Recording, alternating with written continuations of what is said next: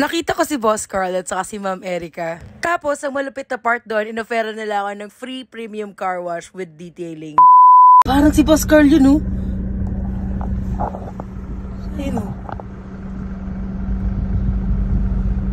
Bidyoan mo ko.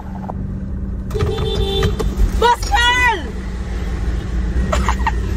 At syempre, hindi natin palalagpasin yung pagkakataon na to para makapagpa-selfie. At yun nga sakto, tamang-tama yung timing. Naghahanap sila ng sasakyan na pwedeng bigyan ng premium wash at free detailing. At inoffer nila yon kay Fury. Kala ko nga noong una, joke lang. Pero syempre, sino ba naman ako para tumanggi? My God, sang buwan din hindi napakarwas si Fury. Tapos nag-trail pa ako sa Mapanwepe Lake. Sama mo pa yung road trip namin sa North. Kaya sobrang dungis talaga nito ni Fury. Well, sanay naman talaga yung mga kaibigan ko na ganito kadumi si Fury. Tapos after couple of hours, tinawagan na nila ako. Grabe, to my surprise, ganito nakakintab si Fury. Akalain mo yun, nakatambay lang kami, biglang naging ganito kakintab si Fury. O diba, napakaangas ng datingan ni Fury ngayon. Kaya mapapa-thank you Ma'am Erica and Boss Carl na lang talaga ako. Okay, bye!